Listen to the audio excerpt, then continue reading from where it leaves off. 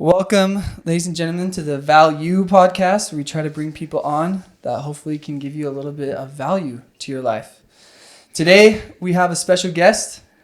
It is Cal, handmaker, and we definitely think he can bring some value to your life. He has some interesting perspectives that he's kind of been in everything, man. Honestly, I guess we can kind of start off with like how I met you.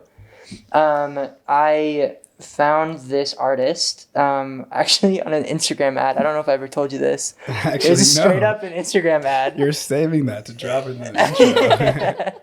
And I connected with the artist and kind of what I felt like the team was doing.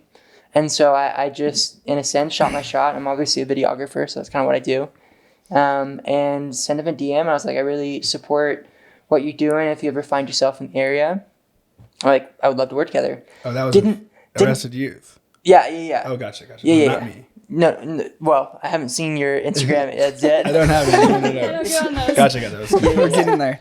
I just want them to understand who you reached out to. Right. Yeah. Arrested Youth, shout out. He reached back and he was like, well, we'll be in SAC tomorrow, but I was in Utah. I was like, I can't do that. He goes, but next week we'll be in Denver. So that happened to be Olivia's birthday. So we basically made an event out of it, drove from Salt Lake to Denver, 8-hour drive, shot that night, and then drove back that night to come back here to Utah so you could take your test. But I digress. When we were there, you were the tour manager, and we kind of just kept in touch, just kind of like here and there. Just Through social. Yeah. If you posted a dope story, I'd say, yo, that's sick, and vice versa. And Olivia and I often talk about like that instant connection and like your this is gonna sound weird, but almost like you felt like a dad, like like the best like caretaker way, like you just took like us on top of it, and right. Would you say it was a bromance? No, I between felt the three like of us. I've never described. I guess I have described some friends as dads. well, it just was like like more of like a responsible bromance. on top of it, Just like taking care of caring. things. Yeah, just on top of it. well, and you DM'd me, or I DM'd you. I got Before? your message or something. Probably texted you. Right. And you're like, hey, I'm making sure you're on the list. And I was like, who's this guy? All right, let's go. Yeah, of course. And The list, cool. right. And so that made us feel special. I was picking on him a little. I was tossing some jokes though. So he didn't know. What was the joke of? I was so nervous. I forget. It was probably just about some water or something, and then You're like, you drink water? What do you drink? That is pretty funny. Oh no! You said, didn't you guys bring your own water? no, I was like, you can't. You're like, yeah, you can't drink here.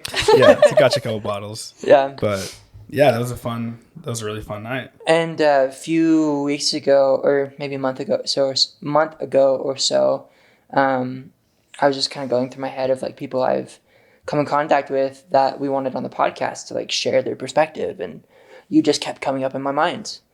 And so I kind of, again, shot my shot with you, and I DM'd you. I was like, or I texted you actually. I was like, hey, you ever going to find yourself in Utah? And I bet you're like, what the freak are you talking about? I said, no, not soon. Not really. Like, who just finds themselves in Utah? That's all I responded, though. It was on Instagram, actually. And he was just like, you're going to be in Utah? And I was like, No. No. But as I said, then he said, well, why did you be on my podcast? I was like, oh, why did you come out with that first? But yeah, no, and then I thought it would be like a Zoom situation, but he really wanted me to be in person. But it worked out because I was on the West Coast for a second just now. So Here you are. yeah, it worked. No it worked out. coincidence. Pit stop in Never. Utah. Yeah. Never. But We're excited to have you. yeah, did he interrupt you? No. No. We In jumped. the beginning, you're all good. Yeah, we jumped. That was perfect. Cal, me and my wife, when we had dinner last night, something that really stood out. Shout out to sushi. Sushi. What was that place called? Idos. Idos. I might be Super good. Might be doing a super white enunciation of that. So. If you're ever in Midvale, Oh Utah. god, yeah. I Go don't even hit know it what it up. was called. So we were having sushi. You talked about some of the stuff that you've done in your life. One thing that stood out to us, or at least to me and my wife a lot that we talked about after, was yoga. Me and my wife have been doing yoga every morning for the past 6 months. Yeah, Maybe a little bit less, 6 months. Yeah. And it's changed my life, especially my health life, because I sit all day for work. and my back started to really hurt after a year or so. And as soon as I started doing yoga, not only did I feel like I had more energy and like my body flowed more, if that makes sense. Like it felt like the blood was just things were working. Yeah, exactly. And my back stopped hurting. It was the only thing to like really help. Amazing. You got certified on an island. I did. Yeah. Yes. And it took like a month. They usually do. Yeah. Tell That's us. insane. 200 hours. Could you tell us about that experience a little bit? Sure. Like, what brought you out there? That seems so random. No one just like sees that on Instagram. It's like, Yeah, I'm that gonna was do an that. interesting time. I actually didn't put that on Instagram at all. I never documented anything in my travels and during my training. Was there a reason for that? Yeah, a lot of anxiety behind sharing, because honestly, no picture or video could have done that experience justice. Sure. Yeah. So like, I'm sure I shared a couple like stories, but I never made like a post about it. And I don't know, it's just a super personal internal time for me. So I kind of just like, it just didn't come up naturally. So I wasn't going to force it. But yeah, I mean, at the time I was like 23, I think. I like just turned 23. And I was just going through some things in Chicago at the time. That's where I was living. And everything kind of came to a halt. My apartment lease had ended. I had ended up separating from Nordstrom, where I was working at in retail at the time. And just things are kind of just like, I just graduated college. And when my close friends stopped talking to me for a while as well. And so everything just kind of felt closing up for a second. It's like the answer was just, all right, let's go home, recoup. I was going through some personal substance journey as well, learning about that, and took me a few tries to clear up. But I was doing that at home in Louisville, so that's where I'm from. And but pretty much right before I left Chicago, really what happened was I lost my job over a very like political like situation. And I was managing an artist at the time as well, a musician, an incredible guitarist still, a close friend as well. But I had a gig for him that night. So I just like went to that show, and then we drove to Michigan for a bit and just kind of escaped. And right around after I got back, I had booked a one-way ticket to Thailand, because it was just like, okay, this needs to happen. And I was speaking to a friend from college, from Drexel at the time, in Philadelphia, where I started, because he was in Thailand for a bit, and just like traveling and doing his hippie dippy thing. And I wasn't necessarily going down that route, but Well, you said one way. Was that just so you were committed? it was a one way, yeah, because I didn't have a plan, and it was kind of my path to sobriety as well. But it did take me a few tries after I went home from Chicago. So a couple months later, had my shit together, and I was about 26 days sober, and then I left the country. So it's kind of like a kickstart to that. And It's a fresh start. That led on to my 2 years of sobriety at the time. But to my friend, anyways, like, inspired me to, he was like, it's safe, it's health, it's safe, and, it's cheap. That was the word. And so then I was like, all right, great. And, friendly place. Like, it's not like there's wars going on. So anyways, I just said, fuck it, and got the ticket, maybe pushed it back once or something. Maybe I changed it, but like pretty much I set that as a thing, and it took me, a little bit to get ready to go. But I got all my things together, and really the training that I signed up for I was like thinking, okay, like I'll travel for a couple weeks, but I want some structure. And I was thinking about like a, retreat of some kind. But then I was like, I'm going to be doing yoga this much. I should walk away with a certificate. Because at the time I had been doing yoga for about 4 years at the time. And of course it changed my life dramatically as well in 2013. So I can go on and on about the journey of yoga and the reason that I'm, teach it now as well. So anyway, I just figured, okay, at the time, like, it's not like I'm going to be a yoga teacher, but it was mainly like, if I'm going to be doing this much yoga, like I said, maybe get a certificate to walk away with something more valuable, because also we'll be spending money either way. So you were interested in yoga before this happened? It was a part of my life. Yeah. Yeah. So that was in 2017 that I left. In 2013 is when yoga found me. Gotcha. Yeah. You say yoga found you. I do, yeah. Well, okay. I want to expound Yeah, just on like that. mushrooms find you. Like, you know. Yeah. Yoga They and haven't found me. mushrooms. They Same haven't found thing. me yet. But Euphoric experience. category. Yeah, nonetheless. they may. So, you know, I think everything finds you, really. Just like I say, to my real estate clients, like, the right place is going to find you because it's all about trust. But it found me because I didn't ask for it. I was told to go. Yeah. I was told by multiple people, and also, like, everything that I was going through at the time was like, this is your home right now. Yeah. And that made me feel, it was the only place that I felt like safe. Honestly, I know it sounds a little cliche, but I was going through an appearance transition at the time with my skin, and so it was very internal at the time. So it just was a comfortable place to be myself. And it's a beautiful journey because it's about nobody but yourself. There's only room on your mat for one, and that's what I say anyways. I like that. And you have a good amount of those sayings. thank you. Yeah, you guys got to just enjoy some of those things. Yeah. I kind of bundled them up all, and we had a little sip before this, and I appreciate you guys joining for that.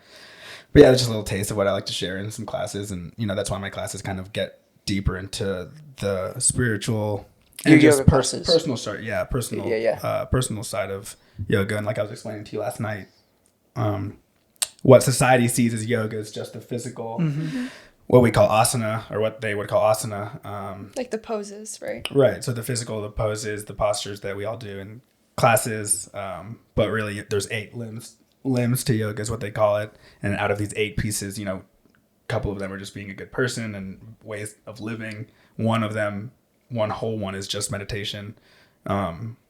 So it's really eye-opening if you can look at it like that. And there's never any like pressure, judgments, and that's how it should be anyways. Go ahead. I was just gonna say, you bring up the word caretaker a lot with us. Do you feel like yoga's a part of that definition of that word that you use a lot with us, or do you feel like it's Or something has else? maybe added to that identity? Yeah. I don't feel that it is as like integral of I don't Maybe feel, give us the definition of that word first, and then. well, that word is just a part of me, so like that's what makes me a good tour manager, is because it's caretaking. It's also a lot more than that, but that's like the root of it as well, and that's why I was doing artist management as well. That's why I said dad. Perfect dad. But yeah, I mean, I'm a lover, so it's just natural for me to do that, and I enjoy serving, and I grew up in all my different roles in tending to others. And like when I was working in music studios, I was making sure that all these artists, rappers, singers, different preferences of all sorts you can imagine, are happy. So there's that. And then I went into retail, of course, and that's just making sure someone is honored at all times. And then there's management, and then there's caretaking is part of me, which is I'm finding, even to be honest, tour management was the role that kind of like combined all of my roles in one. Did it find you? Because I mean, I guess you can say it did. But I would say that the yoga does have that element. Does meet that definition for you. Because everything I say is genuine. I mean, some of my most potent classes are when I'm having like a tough week or a tough day, and I'm just, but I'm very stern too in my voice sometimes, like the way that I just want you to really go in for yourself. But the things that I'm saying to you guys, like, when I said I'm proud of you, like, yeah, but I'm talking to myself as well, because all the things, the reason that you guys feel the genuineness is because I'm, telling myself these same things. And so yeah, it is. Well, people just don't hear that a lot now too. Yeah. Like the people that we listen to on YouTube that help us with the yoga stuff, right? They say compliments that are similar to that same genre, and I can't. Every time I hear that, I'm like, man, I don't hear this at all during People the day. don't say that. Yeah. Right. Yeah. They just see the mean comments on It's social very media. saturated, industry now, and it's been very commercialized. So there's a lot of, like we said, backwards things that kind of bother me sometimes, but overall good principles. I think 100%. Yeah. No, just the things that have been misconstrued Right. in what it is in the media and social media and things like that. Totally. Something kind of interesting along the same lines that we were talking about with caretaking with yoga. You talked about how when you say like the mantras and the things to your students, right? Mm-hmm. You're saying them also to yourself. So what role would you say caretaking has for yourself, or maybe what impact has it had on yourself as well as other people? Is that the same? Is it different? Why is that important to care for yourself as well? Yeah. To be honest, it's much easier to care for others than yourself. To start that out, I will say. Well said. Yeah. I'm sure we have all like been there where it's like we can give great advice and Totally. it's hard to take your own. So that's why the classes are good for me too, because the words are genuine. And so, but I have applied those values to my life, just remembering to always apply compassion to myself first and foremost, and Love that. patience and forgiveness and understanding. I mean, all those words are, so potent if you really, cliche maybe, but still very, if you really hold these elements around you all the time, then, they'll get you through things. And acceptance is huge, and trust. Trust is huge. So this goes back to like that brand that I started a while back called You Belong. Yeah. And that's all about trusting in your path, no sugarcoating. So unfortunately, some things that are sad or challenging, they were meant to happen. And it's all about finding the answers and the beauty and, the whys in the things, instead of asking why me out of pity, you should be asking, how is this supposed to make me better? So there's a little bit of a digression or a tangent, but circling back to the words of trust and acceptance is just good ways to live, because you cannot, life is going to come at you. You can't control, you can't control things. So yeah, yoga, helps me, but the classes really, really help to share, because it's coming right back. So It's powerful. Love that. yeah, thank you. I think, Tanner, you had something really profound that you were going to say. Yeah, I feel like I got. Yeah, you got something. I'm finding something. Raise your hand. Ooh. I think it's finding you. Yeah, no, seriously though. So what I know about you. Yeah, should we backtrack on a little? We missed in a a little minute, bit in a minute. Introduction. Okay. In a minute, because I think this might tie it all in. Truly, you said something that really struck me, and I said it out loud, which is that yoga found you. And again, from what I know about you, from the little time that we spent together, which most people spend together, it's like in the beginning is really surface level, where that's just from the beginning it wasn't surface level. Mm-hmm. I really appreciate that. And so to my question, which is that, has there been anything in your life as an entrepreneurial spirit that hasn't found you? Like, because it kind of sounds like everything in your life thus far as I know it, are things that have kind of presented themselves. As opposed to me seeking them out? Sure. But like with yoga, in a sense, you kind of did seek it out, but it was more that these things happened in your life that presented Really this did, opportunity. So maybe I misunderstand. So I want to hear that perspective. Well, that's what I mean. It found me like, so what it was is my acupuncturist, my very close friend, now and still, or became one of mine through that time. So I met him in 2013. He's completely saved all of Louisville, Kentucky. Wow. Yeah, Shout out. not Amazing. joking. Actually, Single-handedly. I was going to bring him up earlier when we were talking about like medical things and the fact that many doctors told you this and told you that. And so, people always come to him. Many, doctors told me this, can't do this, because blah, blah, blah. And he fixes them. Not that they were broken. Helps them. He helps them heal. Yeah. He heals them. Yeah. He's a Yes. caretaker. But they still have healing to do on their own. No, but that's what it is. Like, so I went to him for my skin, just a few pimples, in college. Like, why I'm out of high school. Am I still going through this? Clearly, I'm still learning about that. Hey, you look good. What? You look good. Thank you. Acupuncture can help with pimples. Literally anything, right? I had no Acupuncture idea. changed my whole entire life. And also, he does like herbal like Chinese roots, teas and stuff like that. That didn't come out right, but he makes teas from Chinese herbs and roots. We're good. Yeah, so they're very Like disgusting. Chinese herbal medicine. Yeah, Yes. exactly. It's disgusting. It's great. But it's good for you. Yeah, it's incredible for you. So I went to him for that, and he was like, okay, we can address this. You have to cut out all of these things in your life first. And I was like, that goes dairy, sugar, gluten, nightshades like tomatoes, eggplants, of course, smoking, coffee, red meat. So Wow. I did all of it. Wow. And through that cleansing, actually, that's when my skin like became incredibly bad because it was purging, and that was like Yeah. months. Got it.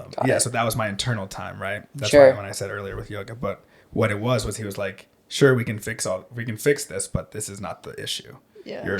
You're on 11 out of 10, like you're fucked up. And Okay, cool. and I like he tells me still this story, and he's like, you couldn't even like listen, or like you couldn't even like focus on what I was saying. Right? It was just so a lot of just life and anxieties and just things that I had been holding on to as a young kid, and burying with weed probably. And so he was like, yoga is what you need.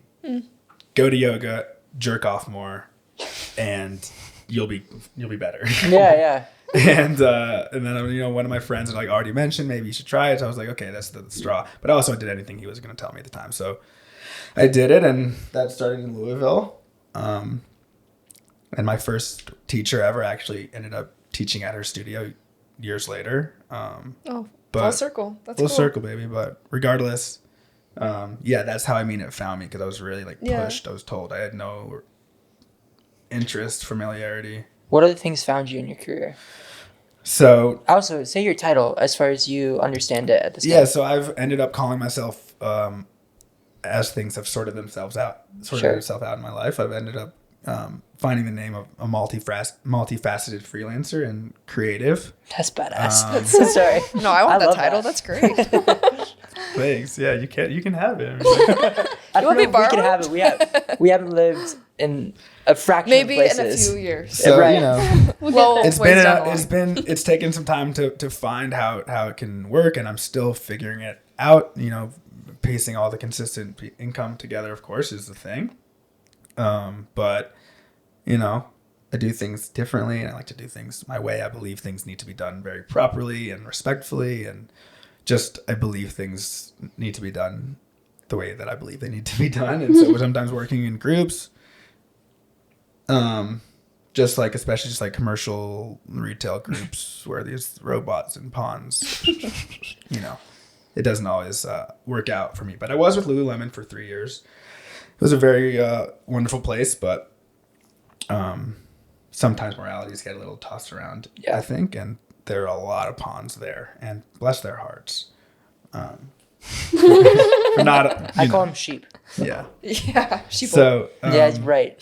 Well said. but so not always people want to see you, especially above you, doing better than you or differently. Believing Just creates like a toxic environment. there It's can hard. be. So Louisville was great. I worked there in Seattle as well, and but anyways, I guess I call myself that because now I am in real estate. So I have my real estate license in Chicago. I teach yoga when the time is right.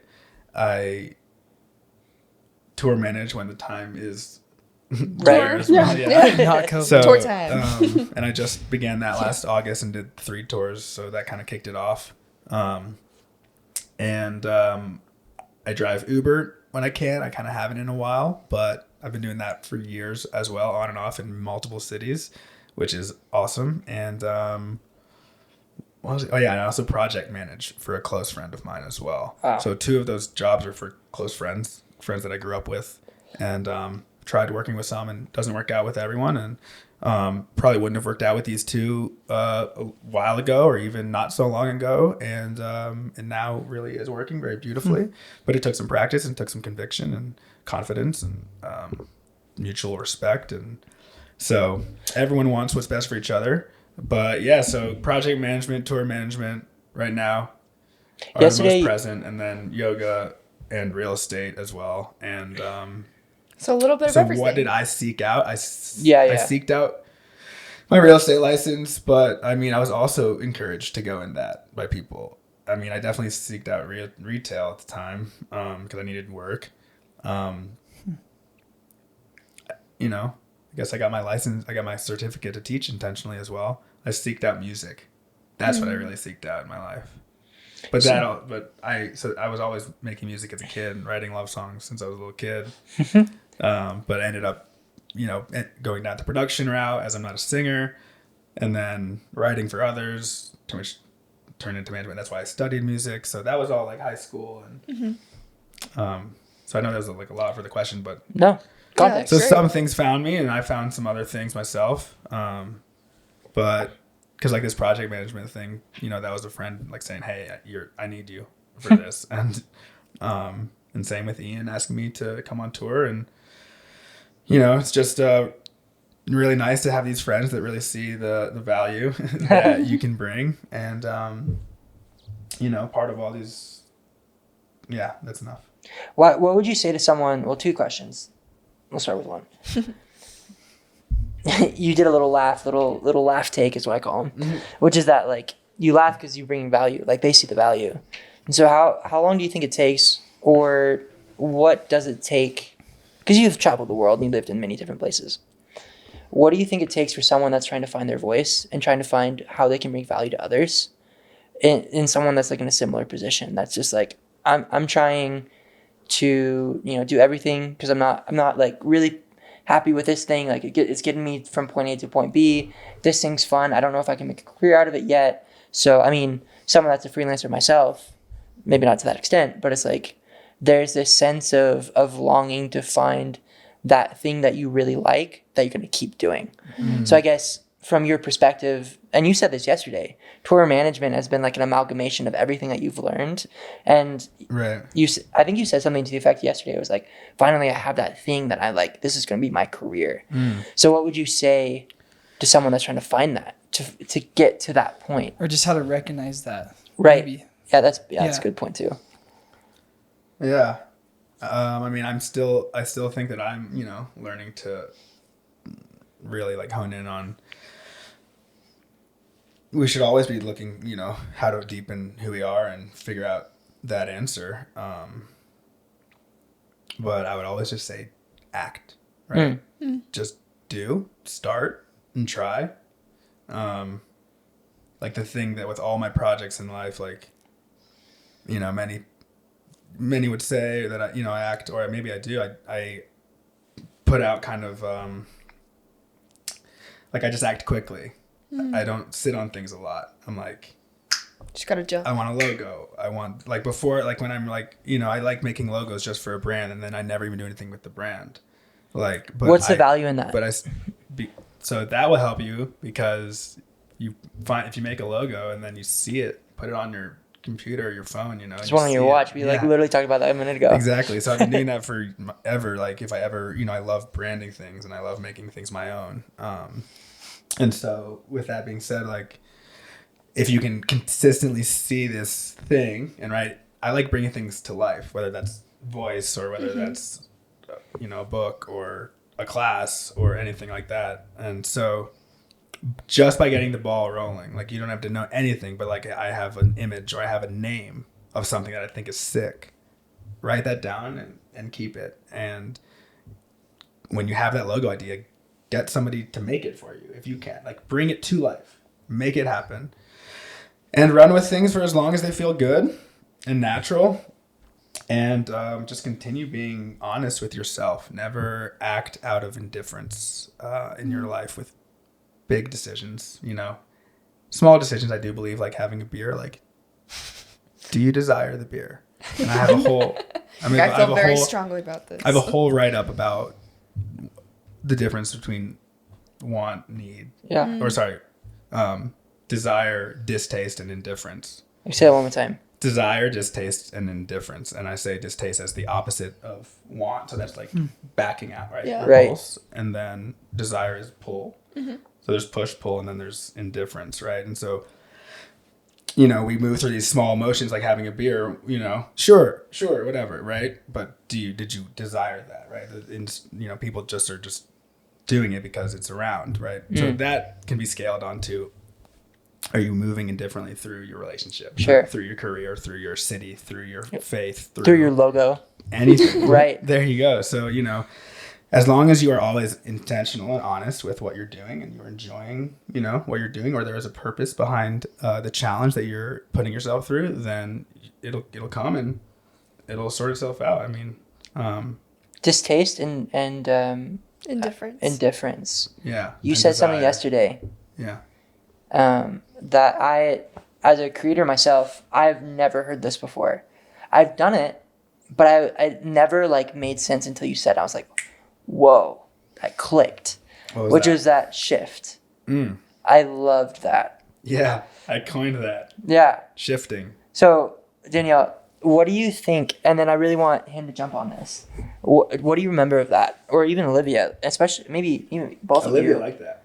I did like that a lot. Yeah. Both of you have a very unique perspective as far as shifting with your business and obviously with the medical career. Mm-hmm. So I want Cal to kind of wrap it up from his perspective as he hears from you two. Yeah. If you want to go first, Olivia, go for it. Yeah, I just really enjoyed how you phrased it, which I'm sure you will when we're done talking. No worries. Because you obviously have a lot more to say about it than I do, but... Because we learned it from you. Yeah, right, obviously. But compartmentalizing has been something that, like, I've really strived to do. Just, like, keeping work as work and school as school and personal life as personal life and, you know, like, not letting those things bleed over because then it becomes a personal issue that then I, like, drag into other areas of my life. And how you described it as, like, shifting and you just change your perspective on that thing so that it becomes what you need it to be. And I really enjoyed that because I don't want to put things in a box. Like, I want them to make me a better person, but not, like, affect me in a negative way. And the idea of shifting, I really enjoyed just because it helped me better understand how I can, like... Yeah, and you used that method. Right, and and you like... didn't even maybe realize, or, well, you did. Yeah, but I think that's I a better called it way of something. how I was doing it. Like, I was compartmentalizing, and you're shifting. And so it kind of shifted Similar, though. how I viewed it. Yeah. So, though. yeah, Last better. last summer think. or summer before when we were dating, she was working in a COVID unit as a CNA. Mm-hmm. And I would remember, I want to say horror stories, but very like vivid negative stories. And I think at the time, and you can correct me if I'm wrong, putting words in your mouth, but ranting was the way to put it in a box. Like, get rid of it. Yeah. Where I would say with the idea of shifting, how would you have changed that perspective? Because it was a really hard situation. Yeah. Full PPE, like you have indents on your forehead because you're supposed to be wearing all the things, Yeah. right? Yeah. So I guess with the idea of shifting in the medical field, how would you... Do you want to give just a clear explanation of shifting? Yeah, I from think your Cal perspective. should. Yeah. Right. Great. I just made it up. Maybe we should use that for the end. Like just... Yeah, well, she wants to say, and we can touch back on that, but I think even with what you were saying, like you told me earlier today how you know, you can call it compartmentalize or shifting, but how you keeping your home. Yeah. And, you know, work at work, and that's just a, you know, traditional work-life balance practice, which is wonderful. Just like if you work from home, like not keeping your office in your bedroom if you can. Yeah. Things like that. But shifting to me, really, I had to find it with relationships.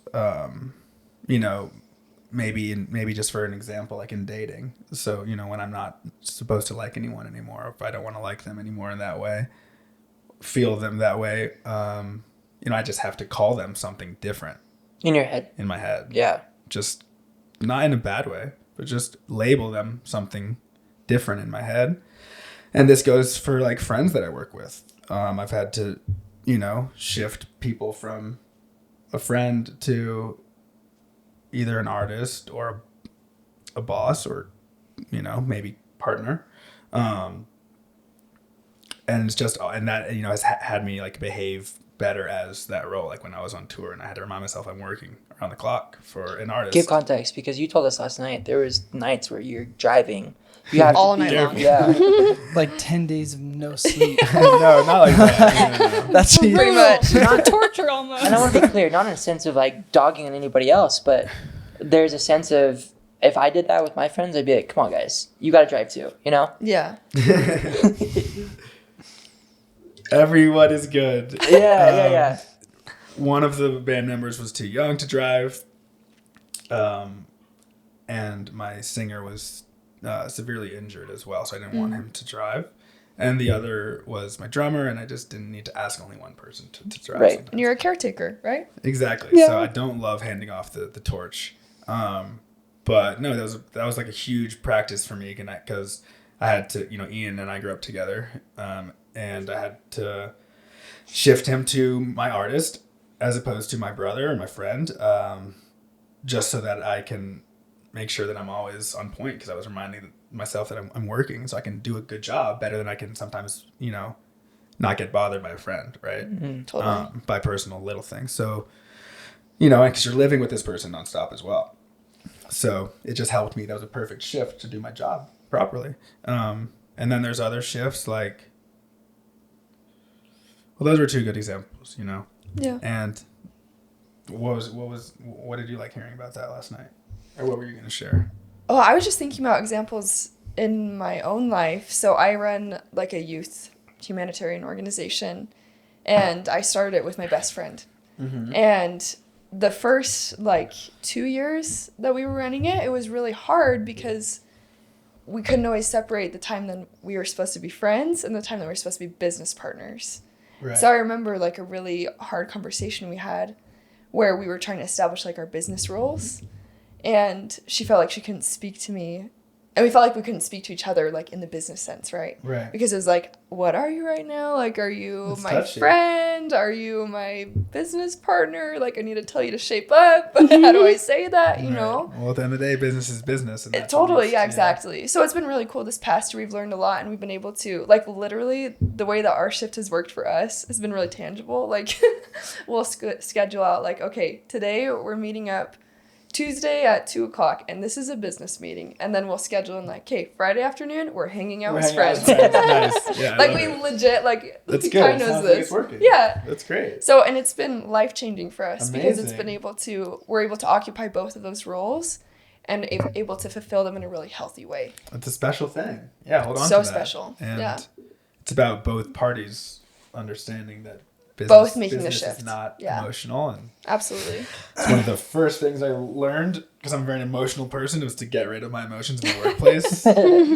Yeah. But that's a whole nother thing. That's why I shoot think the- videos. I think the biggest value I've taken away from this podcast is shifting. It's something I definitely I love that you focus guys on like because I've gotten calls at 9:00 at night for work, and Yeah. I'm like, sorry, babe, I have to go answer that. And even when we went on that trip, on that cruise with my family, it took me 5 days not to think about work. Yeah. I Wow. remember sitting at the airport and there's nothing to do on my checklist, and I was getting so antsy. I was constantly checking my iPad, checking my emails, trying to answer texts Right. really It's quick it's before I got on okay. the plane. Right. And it was so hard for me to shift. And I think that's something that everybody can work on, especially if you have a demanding career. Right. And Totally. obviously the joy that can bring you from compartmentalizing things. And also, shifting things within yourself is powerful. What are you calling yourself, right? Mm. Obviously, anyone can make an Instagram and call themselves a jewelry maker. Or Well call said. themselves a yeah, it's terrible nowadays. Guess what I am now? But Well, if you make a business account, right, on Instagram, it's like, Right. You're a what is your business. career? Oh, I'm an entrepreneur. Oh, I'm a content creator. right. Yeah. And so all of a sudden, Mom, look, but Are So you? Changed my that's- title and now I'm this. right. So it's not necessarily Nice. like that. But what I'm still saying is, calling yourself something different can help your outlook on how well you're doing, or what standards you're holding yourself to, and expectations, and the pace, and just that goes all back to acceptance and patience and trust, and All back to yoga. then even shifting products. That's huge. So we talked about that last night, when a half finished song, Mm-hmm. if you call it a poem, Yeah. and you take out the music, then it's a finished poem. What was the name of that book? Sorry. What was the name of your book? I'm kind of cutting to the chase. Yes, sure. The book was called Currently on Purpose. It was a book of poems, short poems. Which was that scenario. Yeah, which was exactly that scenario. So the way that came about was because I had a collection of raps, you could call them, on either other people's music or music that I made. It wasn't like, fully finished with yet. Or of course the vocal performances were all poor. So nothing was able to be, shared. And then I said, fuck that. And I just took out all the music because I was like, these are unfinished products. And then I took out all the music and just said they're poems. And then I was like, wow, I'm done. Check. And How powerful is that though? Like, exactly. And then I said, how do I bring this to life instead of an album? And I put it in my hands in a book, and it's still on Amazon today. We'll put that in the link description. Please check that out. Yeah, Currently on Purpose is on Amazon. It's the only book out there called that. So check the link below. And you know what? That title, that was one of the things, like circling back to earlier with like how to manifest and how to like just like try and get the ball rolling. I just like that phrase. It came to me as I was falling asleep one day. Currently on Purpose. Did you go to sleep? That's neat. Yeah, just after I wrote it down. Yeah. So I have tons of those. I have tons of little phrases like those that are just like as titles or like as things like that. At that time of poetry, actually, it was really special because it was right after the time that I started teaching yoga and going back to as well, like finding your voice. Like yoga was actually a huge in finding a huge literally helper in finding my voice. Wow. Yeah, literally because I was when we were doing yoga earlier. Oh yeah. I was listening to you, and it was freeing. Right. But I like started reciting some of those poems in my classes, and then I also found from the book. That's neat. Yeah, or just I started like saying things and like, oh, I'm gonna write this down after class and put it on paper. Wow. And then I realized that I love spoken word, and then I realized that I wanted to do stand up, and then I did that for a little bit, and then so I do want to speak. I do want to share to mass audiences, and that goes same with that program of that tiny interactive assemblies that I started and set on the back burner for a while a couple years ago. So tiny stands for This Is Not Yoga, and that's like the whole thing. And can we put that down there too? well, it's not a thing yet, but I was saying that phrase. Okay, I was gonna say, can we put that down in the there? future? I know, But I will just explain that coming phrase soon. because I love that tiny. I love This Is Not Yoga because I was explaining to you last night about, like we said earlier, the 8 limbs of yoga and how just like being a good person and non-judgment is one of those values that they hold. And so for me, like I was telling her, to say that anything isn't yoga is in itself not yogic. Yeah. Because Okay, I'm gotcha. telling It's you, against Yeah. yoga, yeah. right? I'm telling you that what you're doing is not your yoga. So you're judging that, like, Yeah. Got it. Which is not a part of yoga. But it's a Okay. stab at the commercial pollution of the yeah. The industry. of the practice. Yeah, and that's why we say practice yoga. It's it is a practice, and so Instagram has kind of diluted it with green juice and handstands. So I like to circle back. Which have a place. Yeah. But so it is like what I'm saying is like, okay, this program full of meditation and dialogue exercises and emotions, but no physical Yeah. strain is yoga. But I'm calling it that because to make your To make to you get think you about upset. Yeah. it. I love it.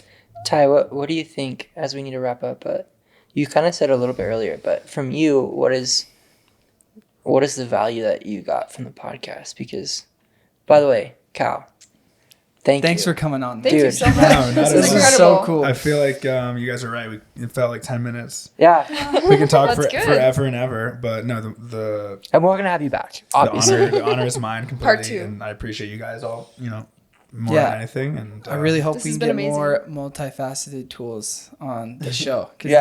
this is you're calling me amazing. a tool.